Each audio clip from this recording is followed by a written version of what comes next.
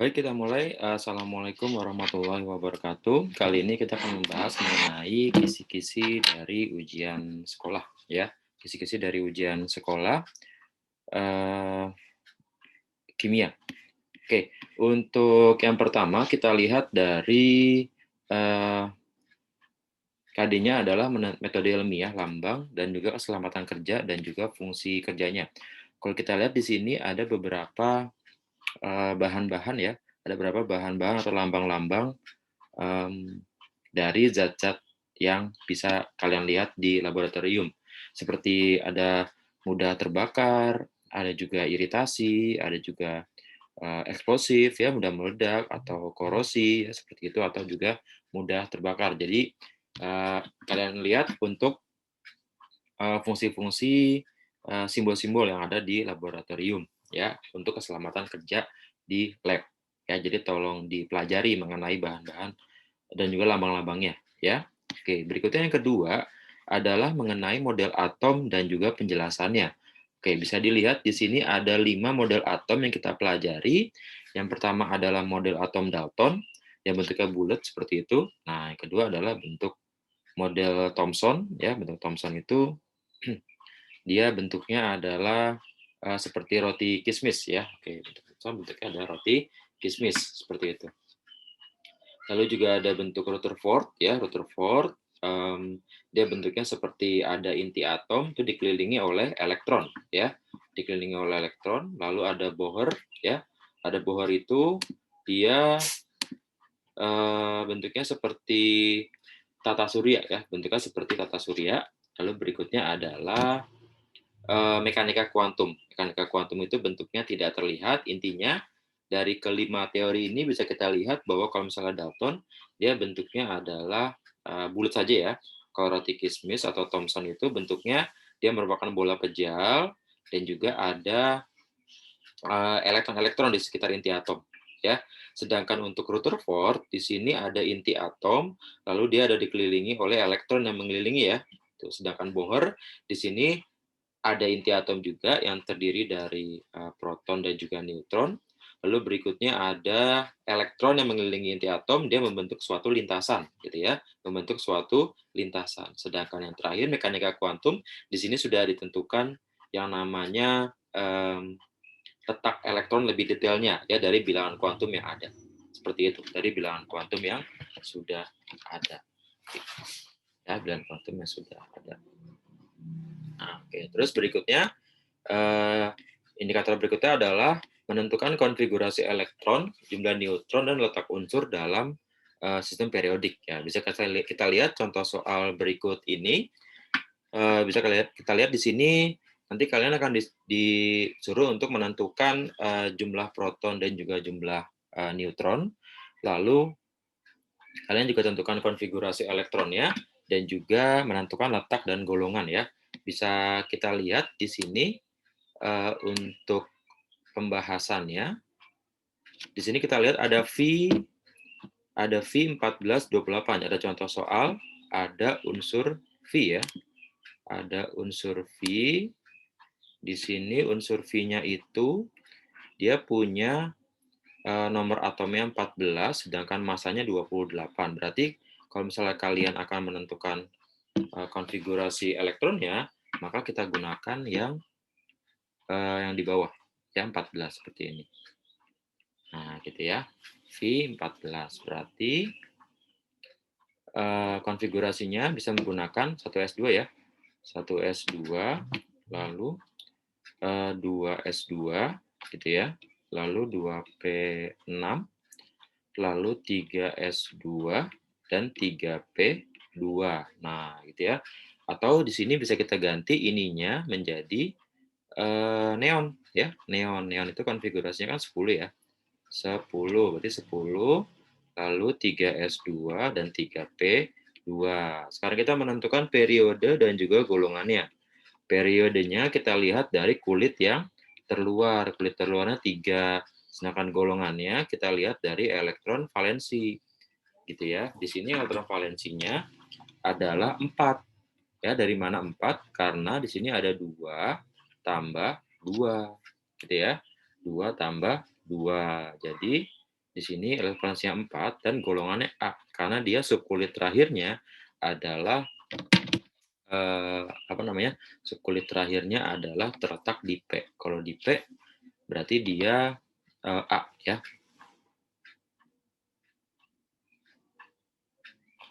Di A. Oke. Nah, terus berikutnya untuk menentukan jumlah proton, neutron dan elektron ya.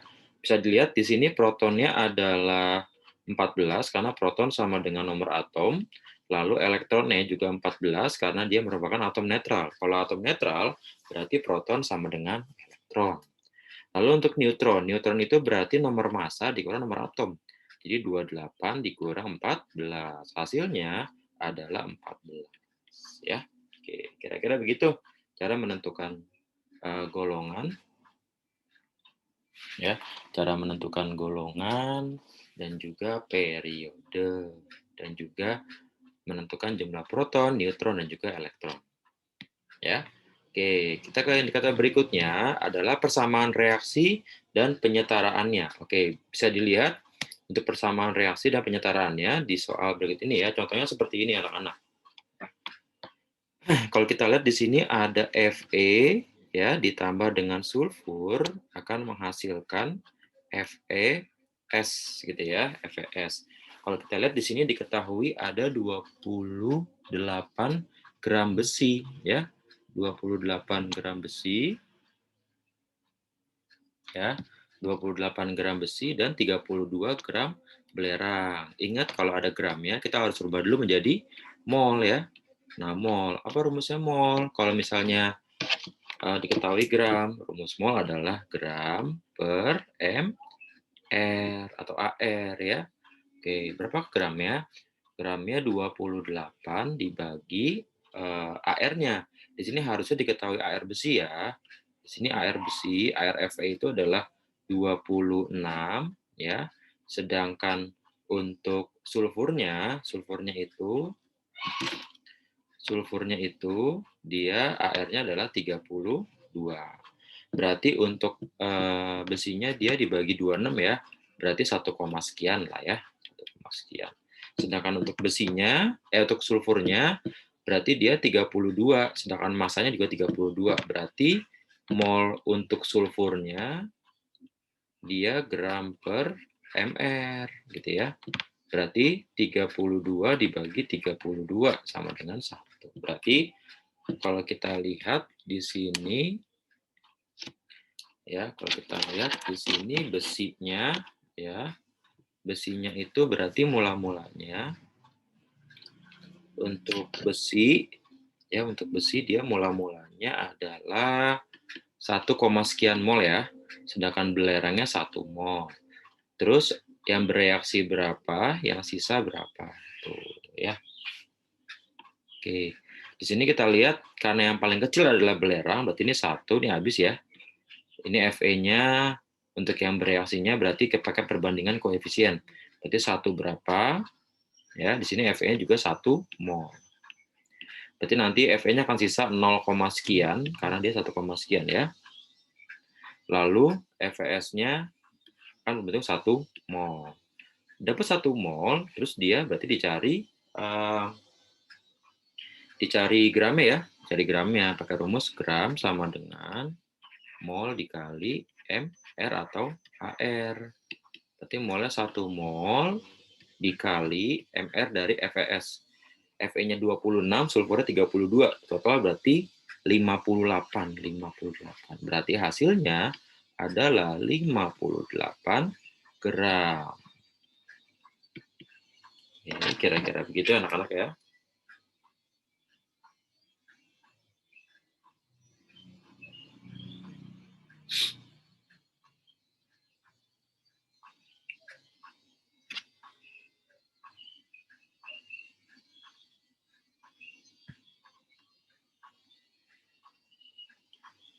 Baik, kita lanjutkan ke soal berikutnya ya. Oke.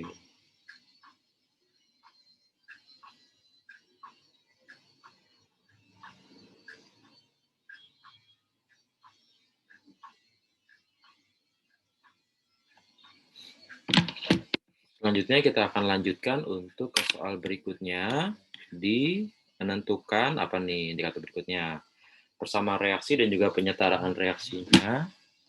Lalu berikutnya menghitung kadar persen dari reaksi kimia ya. Kadar persen dari reaksi kimia. Nah, jadi kalau misalnya kita menghitung kadar persen atau reaksi kimia itu, ingat aja rumus kadar ya. Oke, kalau misalnya rumus kadar itu kan berarti dia pakai persentase ya, nah ya. Jadi persentase. Berarti kalau kita mencari persen unsur, ya misalnya unsur X sama dengan AR X dibagi MR dari senyawa, misalnya terdapat senyawa XO2 ya, berarti MR XO2 nah dikali 100%. Gitu ya cara mencari persennya ya. Persen X sama dengan AR dari X dibagi MR dari XO2 dikali 100%. Gitu. Nah, berikutnya adalah kita langsung masuk ke indikator yang lain, yaitu menentukan konsep hukum dasar kimia. Ya, konsep dasar kimia. Nah, di sini kita lihat percobaannya. Di sini ada logam besi ya bereaksi dengan logam belerang. Nah, di sini ada angkanya nggak terlalu kelihatan ya, cuma saya akan jelaskan. Di sini nilai X dan nilai Y-nya berturut-turut berapa? Di sini ada massa besi, mestinya 32 ya. Dia besinya 32, lalu besi FeS-nya besinya adalah 6, maka terbentuk FeS-nya 8,8 ya, 8,8. Lalu ada sisa. Nah, anak-anak bisa kita lihat di percobaan pertama dia ada sisa X gram. Tapi di percobaan kedua itu dia 2,8 Fe ya ditambah dengan 1,6 terbentuk 4,4 dan tidak ada sisa. Nah, kalau kita mau mencari perbandingan berarti kita harus cari yang tidak ada sisanya. Ya, nah ya, yang tidak ada sisanya gitu. Berarti 2,8 ditambah 1,6 hasil 4,4. Berarti perbandingannya berapa? Nah, 2,8 berbanding 1,6. Berarti perbandingannya kita bagi berapa? 4 ya. Kita bagi 4 berarti 7 banding 4 gitu ya. Perbandingannya 7 banding 4. Nah, kalau misalnya di sini 7 banding 4, berarti untuk percobaan pertama yang membutuhkan 6 gram Fe sama 3,2 gram belerang, maka akan dihasilkan 8,8. Nah, berarti berapakah sisa dari gram Fe-nya? Ya, berapa sisa dari gram Fe-nya? Kita lihat.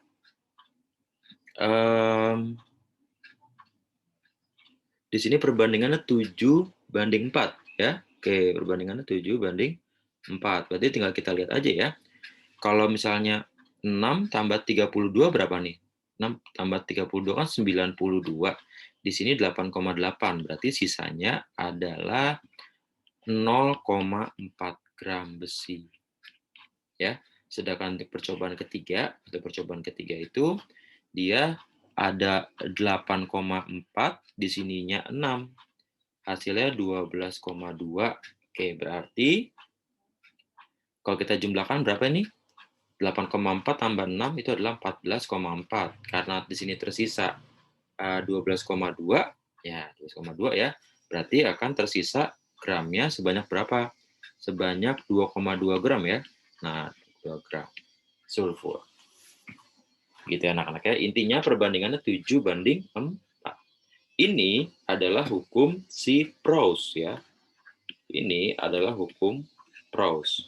Jadi untuk hukum dasar kimia itu ada 5. Yang pertama adalah Lavoisier. Lavoisier itu dia hukum perbandingan tetap. Jadi masa sebelum dan sesudah adalah sama. Lalu hukum Proust. Hukum Proust adalah hukum perbandingan tetap. Ya, jadi 7 banding 4, 11. Lalu 1 banding 1 banding 3 gitu ya. Lalu hukum Dalton. Hukum Dalton itu hukum perbandingan berganda ya. Hukum Dalton itu hukum perbandingan berganda. Jadi dua unsur ketika bereaksi dia menghasilkan dua senyawa yang berbeda. Nah, itu namanya hukum perbandingan berganda. Lalu berikutnya ada Gay-Lussac. Nah, Gay-Lussac itu berarti dia adalah hukum perbandingan volume ya. Volume. Jadi perbandingan volume sama dengan perbandingan koefisien, itu adalah gaya rusak. Sedangkan yang terakhir adalah Avogadro. Kalau Avogadro itu dia melihatnya adalah mol. Perbandingan mol sama dengan perbandingan koefisien. Kira-kira begitu untuk indikator yang pertama ya. Oke, berikutnya yang kedua. Kita akan masuk ke indikator larutan uji elektrolit ya, larutan uji elektrolit. Bisa kita lihat anak-anak. Jadi perbedaan antara elektrolit kuat dan juga elektrolit lemah ya, dan juga non elektrolit. Kalau misalnya elektrolit kuat itu berarti dia lampunya menyala, lampunya menyala, terus juga dia gelembungnya banyak. Itu gelembungnya banyak. Kalau misalnya untuk elektrolit lemah, dia gelembungnya sedikit atau dia nyalanya redup atau bahkan mati ya. Sedangkan non elektrolit berarti dia tidak menghasilkan gelembung di katoda dan juga tidak menyalakan lampu. Lalu berikutnya ke teknik pemisahan dan senyawa dan alatnya. Jadi nanti akan diberikan juga beberapa alat-alat untuk pemisahan. Seperti yang kita tahu bahwa ada beberapa macam teknik pemisahan ya. Ada teknik penyaringan, filtrasi, lalu metode pengkristalan, metode penyubliman, kromatografi, penyulingan ya. Jadi nanti kalian bisa lihat untuk alat-alatnya. Kalau penyulingan menggunakan destilasi, ya dia alatnya ada alat destilasi. Lalu filtrasi, dia juga ada nanti alat untuk menyaring ya. Lalu juga ada sublimasi, penyubliman, lalu pengkristalan. Nah, pengkristalan itu biasanya itu yang apa namanya air laut ya, air laut menjadi garam. Nah, itu ada pengkristalan.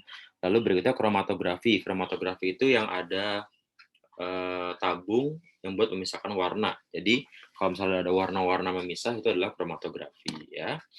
Oke, berikutnya adalah menghitung pH larutan, asam basa, dan juga buffer. Nah, perlu diingat, di sini kalian sudah masuk menghitung pH larutan asam basa ya, di mana kalau misalnya pH asam kuat, ya asam kuat itu, pH asam kuat berarti kalian pakai rumus H plus kali MA, A kali MA. Ya. Kalau misalnya basa kuat, dia B kali MB. Berikutnya kalau misalnya dia merupakan lemah. Kalau lemah berarti akar Ka kali MA. Kalau misalnya basa lemah, KB, akar KB kali MB. Berikutnya kalau misalnya dia merupakan buffer. Kalau buffer asam, berarti dia mencari H+. H+ sama dengan akar Ka kali mol asam per mol garam. Ya. Kalau misalnya buffer basa, berarti dia OH- sama dengan KB dikali mol basa per mol garam. Gitu. Nah, terus berikutnya anak-anak, di sini contoh soal ya, ada HCN dan juga ada CaOH 2 kali. Kita nggak tahu nih, nah, apakah dia buffer atau dia hidrolisis ya. Apakah dia buffer atau dia hidrolisis. Oke, sekarang kita lihat untuk reaksinya anak-anak ya. Untuk reaksinya berarti kita bikin reaksi dulu nih. HCN tambah CaOH 2 kali terurai menjadi Ca Cn 2 kali ditambah H2O ya. Ditambah H2O. Lalu berikutnya ini koefisien 2 ya. Kita pakai MRS ya. M, R, S. Oke, jangan lupa kalau misalnya kita pakai MRS berarti kita pakai mol. Mol itu adalah M kali volume ya. Di sini HCl-nya adalah 10, sedangkan CaOH 2 kalinya berapa nih? CaOH 2 kalinya dia adalah 20 ya. Oke, baik. Agak sedikit saya ralat boleh ya di sini. Kalau agak sedikit saya ralat di sini saya mengganti M-nya dengan 0,4 ya. Ini jadinya 40 ya. Saya sedikit ralat ini 40. Gitu ya. 40. Oh, saya ralat lagi deh. Bukan 0,4 ya. Bukan 0,4 berarti kalau saya ralat lagi ini jadinya 0,8 saja. Nanti biar ketemu jawabannya ya. 0,8. Oke, 0,8 ya. Oke, sekarang kita lihat di sini ternyata yang sisa adalah HCN-nya ya. HCN-nya Berarti ininya habis ya. Ini 20 habis, di sininya 40. Di sininya adalah 20 gitu ya. Berarti sininya 40, di sininya 20. Nah, terus berikutnya anak-anak kita mencari karena ini ada asam lemah sama garam, berarti ini adalah buffer asam. Buffer asam berarti mencari H+. H+ sama dengan Ka. Ka-nya berapa? 10⁻⁵ dikali mol asam sisa 40/20. Jangan lupa dikali valensi garam. Valensi garam kali 2 ya, karena di sini ada CaCN 2 kali. Gitu ya, CaCN 2 kali. Maka ini coret-coret hasilnya 10⁻⁵. Berarti pH-nya sama dengan 5. Gitu ya.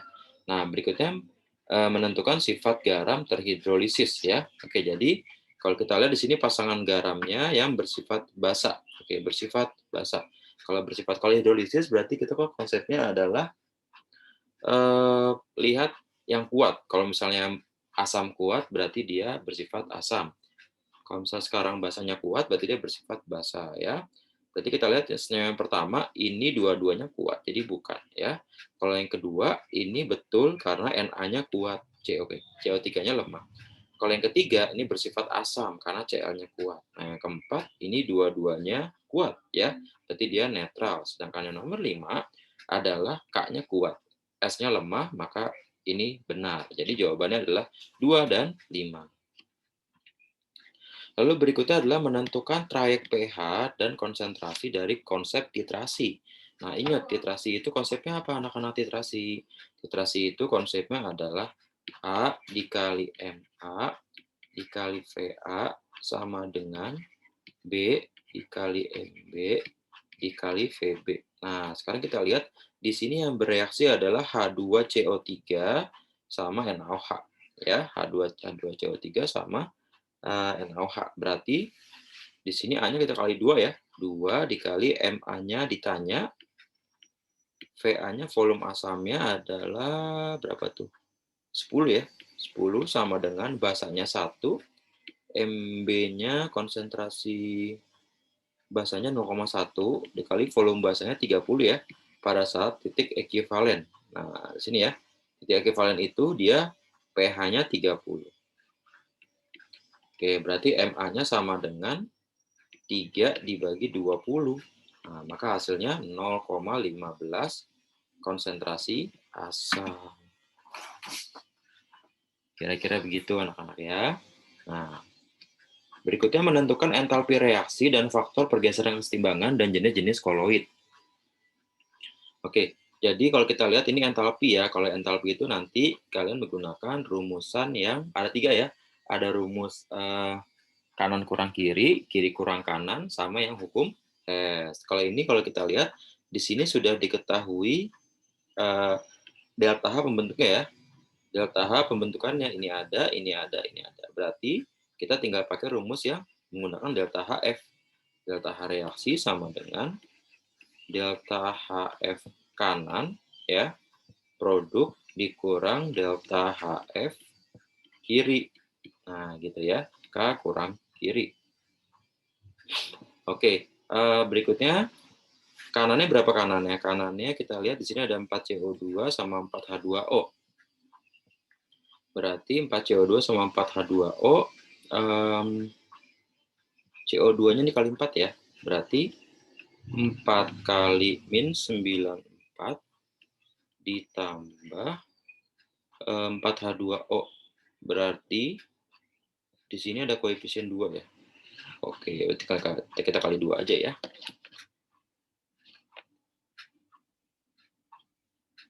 Kita kali 2 saja, karena di sini ada koefisien 2. Berarti 2 kali min 136 dikurang C3H7COH. Oke. C3H7COH.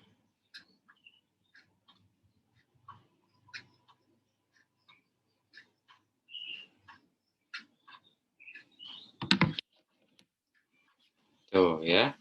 Kirinya berarti min 125. Nah, Oke, tinggal dihitung aja ya. Kalau tinggal kita hitung aja, berarti 4 kali 94, berarti dia min 376 dikurang 272, terus ditambah 125. Nah, 125 ya. Berarti ini ditambah 272, lalu dikurang 125. 125. Maka hasilnya adalah min 523. Min 523. Nah, ya, itu untuk yang termokimia.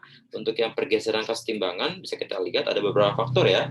Faktornya macam-macam, ada yang faktornya itu suhu, ada volume, ada tekanan, ada juga konsentrasi. Nah, kalau misalnya suhu diturunkan, berarti dia akan bergeser ke arah suhu diturunkan, maka dia bergeser ke arah bergeser ke arah reaksi eksoterm. Nah, kalau misalnya eksoterm, berarti delta H-nya negatif ya. Nah, delta H-nya negatif. Berarti dia akan bergeser ke arah kanan, gitu ya. Dia akan bergeser ke arah kanan. Kalau bergeser ke arah kanan, berarti produknya, yaitu N2 dan H2O, dia akan semakin bertambah, sedangkan NH3 dan juga NO reaktan, dia semakin berkurang. Kalau geser ke kanan, berarti produknya bertambah, reaktannya berkurang. Ya, gitu. Nah, terus perihal K atau konstanta, maka Kc-nya juga semakin besar karena kita lihat produknya semakin bertambah. Gitu. Ya, oke. Sedikit mengenai redoks, oksidator, reduktor, dan pencegahan korosi, menghitung massa logam mengendap. Oke, nanti kita ada soalnya di slide keempat ya. Untuk redoks, oksidator sama reduktor sudah bisa semua ya. Kalau misalnya oksidator itu berarti dia mengalami reduksi, sedangkan atau biloxnya turun. Kalau misalnya reduktor, berarti dia biloxnya naik, dia mengalami oksidasi. Lalu pencegahan korosi macam-macam. Misalnya kalau misalnya ada pipa di dalam tanah itu memakai perlindungan katodik. Kalau misalnya ada pagar atau jembatan yang sudah berkarat atau korosi, maka dia harus dicat gitu ya, dicat. Lalu misalnya ada kendaraan bermotor mesinnya itu menggunakan oli ya, menggunakan oli pelumas ya. Sedangkan kalau misalnya badan kendaraan bermotor biasanya pakai krom ya atau teknik kromium. Kira-kira seperti itu. Itu adalah pencegahan korosi. Perlu diingat juga ya nanti untuk indikator tersebut. Oke, berikutnya kita ke soal yang lainnya. Di sini ada koloid. Nah, koloid itu macam-macam ya. Jadi koloid itu nanti indikatornya adalah ada jenis-jenis koloid dan juga ada kegunaannya. Nah, jenis koloid pernah kami sampaikan bahwa tergantung fase. Oke. Nah, kalau misalnya koloid itu ada jenis-jenisnya. Yang pertama adalah kalau dia fase terdispersinya adalah zat, namanya sol. Kalau misalnya fase terdispersinya adalah cair, berarti dia emulsi. Kalau fase terdispersinya adalah gas, namanya busa atau bui. Lalu berikutnya kalau dia medium pendispersinya adalah gas, namanya aerosol. Lalu kegunaan efek tindal sama dialisis. Efek tindal itu berkaitan dengan cahaya. Pasti jawabannya warna biru langit pada siang hari ya. Itu adalah efek tindal. Berikutnya dialisis. Dialisis adalah pemurnian. Kalau pemurnian berarti dia digunakan buat penderita gagal ginjal, cuci darah. Nah, terus bagaimana dengan yang lain? Menghilangkan bau badan dengan deodoran. Kalau bau badan berarti dia absorpsi. Kalau dia menyerap ya. Absorpsi. Kalau telur yang memadat ketika dipanaskan, nah ini konsep pembuatan sol ya atau koagulasi. Penggunaan gelatin pada es krim juga dia merupakan koagulasi ditambah dengan koloid pelindung ya, koloid pelindung gitu ya, agar koloidnya tidak gampang cair es krimnya ya, dia menggumpal koagulasi dan juga koloid pelindung. Kira-kira begitu mengenai koloid. Berikutnya ada teori asam basa. Ya. Berikutnya ada teori asam basa. Bronsted Lewis sama Lewis. Arrhenius itu berarti dia terkait dengan melepas H atau menangkap H ya. Jadi dia poin pentingnya adalah di kalau Arrhenius itu kalau asam dia melepas H+, kalau basa dia melepas OH-. Ya, oke, mohon maaf, ralat sedikit. Lalu kalau Bronsted Lowry baru yang dia terkait dengan H+. Kalau dia melepas H+, dia adalah asam. Kalau dia menangkap H+, dia adalah basa. Kalau Lewis, dia melihatnya adalah elektron. Kalau misalnya dia punya PeB atau punya elektron berlebih, berarti dia dikatakan suatu basa. Sedangkan kalau dia menerima elektron, maka dia asam.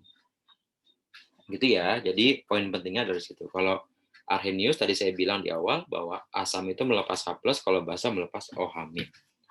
Berikutnya grafik energi ionisasi pada kimia unsur. Jadi perlu dilihat juga ada grafik energi ionisasi ya.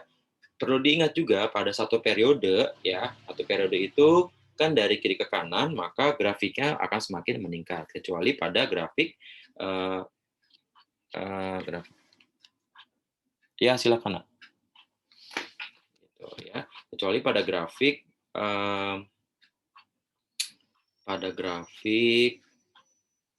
periode ketiga ya. Nah, beda. Silakan lihat di buku paketnya, di buku SPM-nya mengenai grafik energi ionisasi pada kimia unsur. Silakan dilihat ya untuk buku paketnya dan juga buku SPM-nya. Lalu mineral dan kegunaan logam 1A, 2A, 3A transisi B ini juga ada di buku SPM, jadi saya rekomendasikan untuk kalian membaca literasi dari buku SPM mengenai kegunaan logam 1A, 2A, 3A dan juga transisi ya.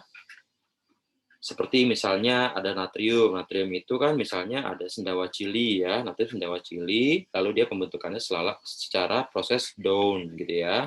Nah, lalu ada lagi misalnya Mg, magnesium. Magnesium itu prosesnya elektrolisis Dow dan dia pembentukannya dia menggunakan proses tadi ya, elektrolisis Dow, dan juga mineralnya dia ada dolomit ya, sama seperti kalsium dan sebagainya. Silakan dibaca untuk yang mineral atau golongan logam 1A, 2A, 3A dan transisi B. Berikutnya adalah interaksi antar molekul, gaya antar molekul, ikatan hidrogen dan bentuk molekul. Oke, jadi kalau interaksi antar molekul ini dia melibatkan gaya-gaya yang terjadi seperti gaya dipol ya, gaya dipol-dipol gitu. Gaya dipol-dipol, gaya non-dipol gitu. Lalu gaya antar molekul, ikatan hidrogen, jangan lupa dia handphone ya. H ketemu A, HFON gitu. Dan juga apa namanya? Kalau misalnya terkait dengan bentuk molekul, kita bisa melihat dari bentuk-bentuknya menggunakan rumus yang AX men ya, AX MEN. Nah, kamu harus menentukan nih bentuknya apa atau jumlahnya berapa. Misalnya di sini ada PEI-nya 2 gitu ya. PEI-nya 2, lalu PEB-nya 2. Nah, PEI 2, PEB 2, maka kan rumusnya pasti akan menjadi AX2 E2 gitu. Berarti bentuknya apa? Bentuknya V. Jadi tolong dibaca semuanya ya mengenai bentuk molekul. Pembuatan kimia, unsur kimia. Oke, tadi sempat saya bahas juga di atas. Kegunaannya, pembuatannya macam-macam ya. Kalau misalnya natrium ada Down, lalu Mg ada Dow, lalu ada aluminium tuh Hall Herold, lalu ada fosfor dia Wohler, lalu ada belerang S itu adalah Frasch ya. Terus tanur tinggi dia adalah besi dan sebagainya. Ya, jadi silakan dibaca di buku SPM-nya. Oke, tadi sedikit terlewat yang paling atas, saya lupa notasi sel, diagram sel, dan pada sel volta. Nah, ini ya. Nah, saya lupa ada ketinggalan ya. Sel volta. Kalau sel volta itu kapan ya? KPAN, katoda positif, anoda negatif gitu ya.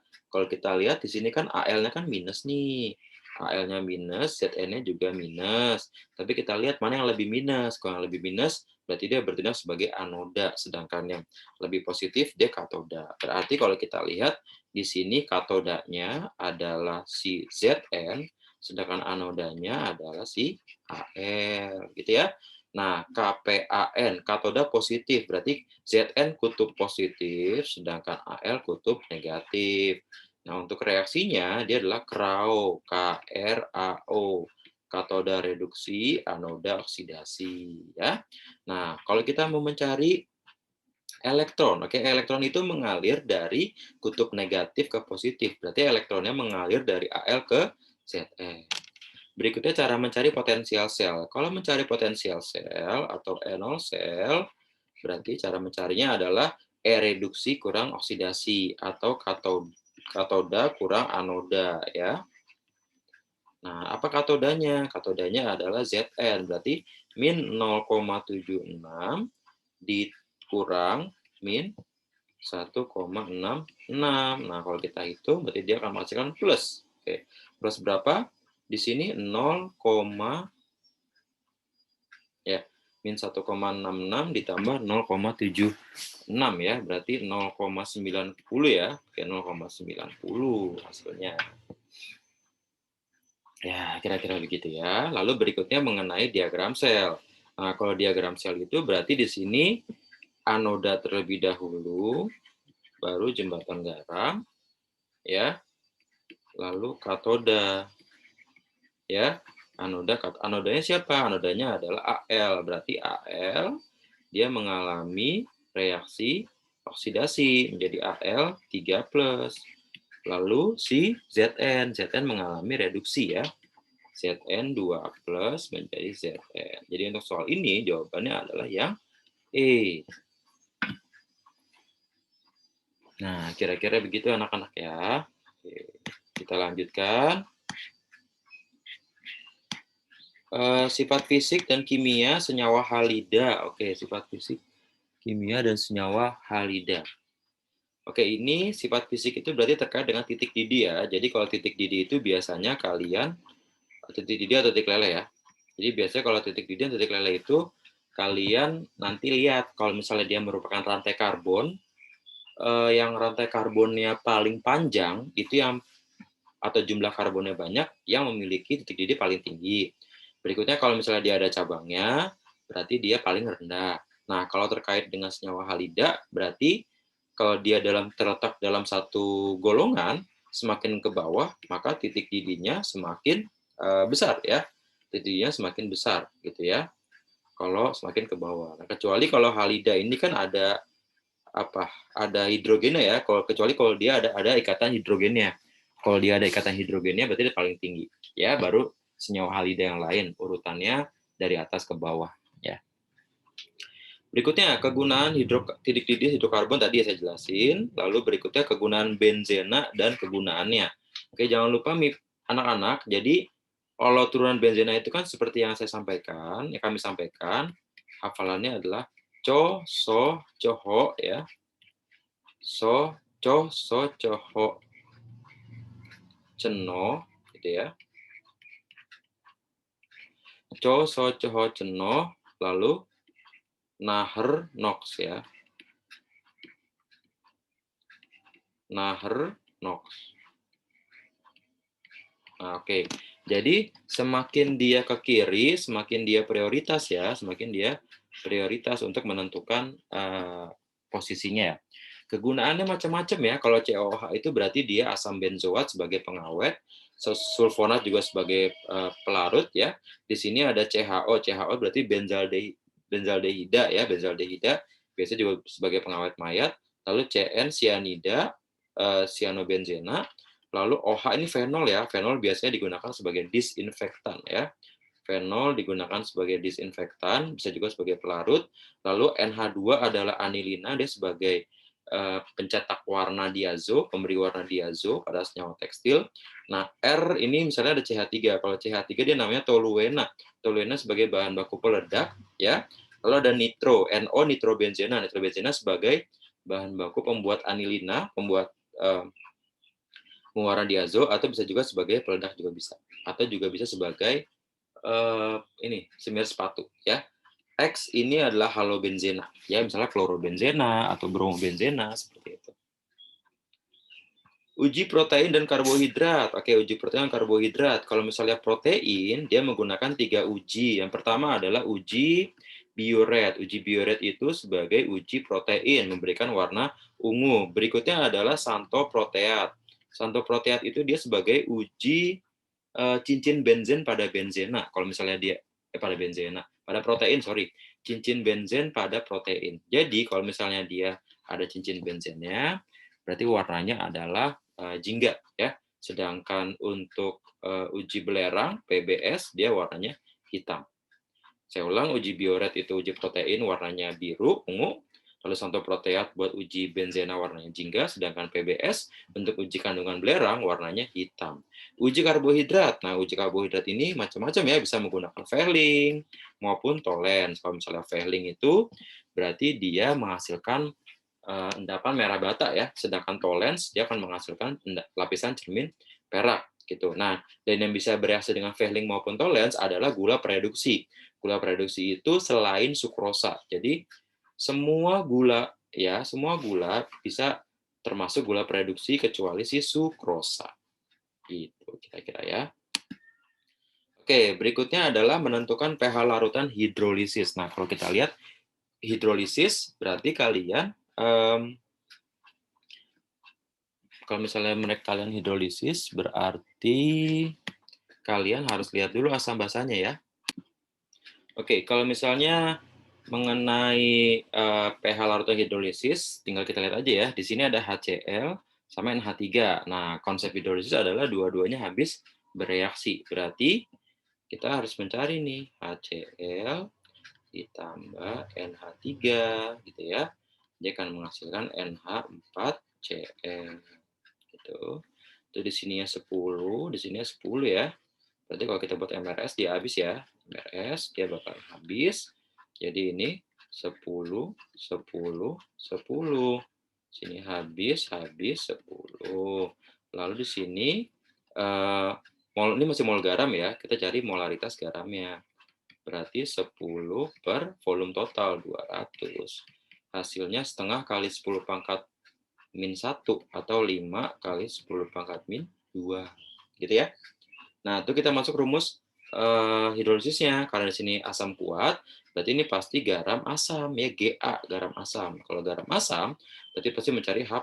H+ sama dengan akar KW 10 pangkat min 14 dibagi Ka-nya 2 kali 10 pangkat min 5 dikali M garamnya 5 kali 10 min 2 dikali valensi 1 ya.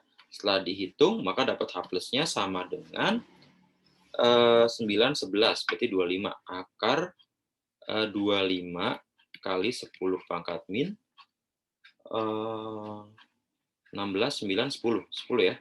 Berarti 5 kali 10 pangkat min 5. Nah, berarti pH-nya sama dengan 5 min log 5. Gitu ya. 5 min log 5. Oke. Berikutnya menentukan order reaksi. Nah, order reaksi itu kita lihat, misalnya kita mencari order reaksi A, kita cari B yang sama ya. Kalau kita lihat B yang sama percobaan 1 dan 3, berarti langsung aja ya, berarti 2/6 pangkat X sama dengan kita bandingin untuk V-nya 3 kali 10 pangkat min 6 dibagi 9 kali 10 pangkat min 6 gitu ya. Maka hasilnya 1/3 pangkat X sama dengan 1/3. Maka X-nya sama dengan 1. Berikutnya kalau kita mencari Y. Ya.